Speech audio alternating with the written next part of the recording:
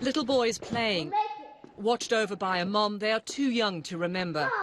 And so it's Kira Johnson's husband, Charles, hasn't stopped remembering. I remember Mommy well. He's still grieving, still angry from that night in hospital.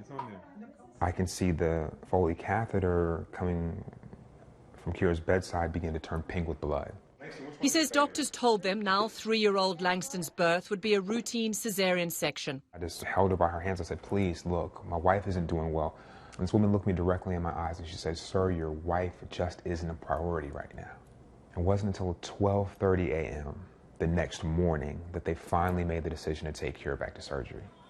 As critical minutes turned into hours, Johnson says he was continually ignored by staff at Cedars-Sinai Hospital in Los Angeles as Kira's health continued to suffer. When they took Kira back to surgery and he opened her up, there were 3.5 liters of blood in her abdomen from where she had been allowed to bleed internally for almost 10 hours. And her heart stopped immediately. Johnson is suing the hospital for the loss of his wife, and with the case pending, Cedars-Sinai told CNN in a statement that they could not respond directly because of privacy laws, but that Cedars-Sinai thoroughly investigates any situation where there are concerns about a patient's medical care. Kira was a successful entrepreneur who spoke 5 languages. This is video she recorded teaching her firstborn son to speak Mandarin. This was a woman who could fly planes and skydive, seemed invincible to her family, which is why her death is so much harder to understand. That's when I started to do the research for myself, and I realized that, oh my gosh, we are in the midst of a maternal mortality crisis that isn't just shameful for American standards, it is shameful on a global scale.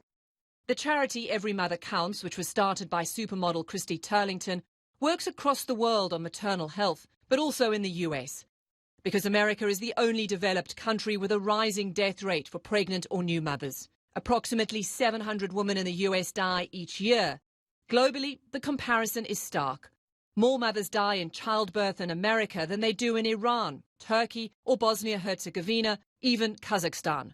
All have lower maternal death rates. Finally, they took her to the doctor. Lindsay Adario is a Pulitzer Prize-winning war photographer who's documented the deaths of women in childbirth around the world in the same way she tackles a war zone. It's almost more heartbreaking because I think when I go to war, I kind of know what to expect.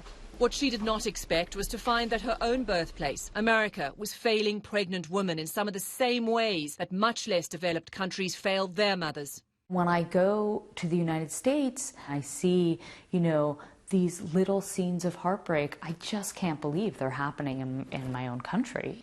It's almost harder. Every Mother Counts says many of their deaths are because of an unequal healthcare system and systemic racism. Public health experts warn this crisis is not just affecting poor or sick moms, but also healthy, college-educated African-American women. We do know that there may be issues in terms of institutional racism. A well-educated African-American woman with more than a high school education has a 5-fold risk of death compared to a white woman with less than a high school education. There is a failure and a disconnect for the people who are responsible for the lives of these precious women and babies to see them and value them in the same way that they would their daughters, their mothers, their sisters. Now part of an unnecessarily large fraternity of Americans who've lost partners in childbirth, Charles is pushing for policy changes, raising awareness and trying to hold doctors and hospitals accountable. If I can simply do something to make sure that I send other mothers home with their precious babies, then it's all worth it. And he's raising his sons, teaching them about their mother. What I try and do is just wake up every day, make mommy proud, repeat. When did you get so good? Robin Kerno, CNN, Atlanta. Good job, bud. Y'all did good, man. That was a good grab. I didn't think. Hello, I'm Mark Brown. Click the ABC7 logo to subscribe to our Eyewitness News YouTube channel.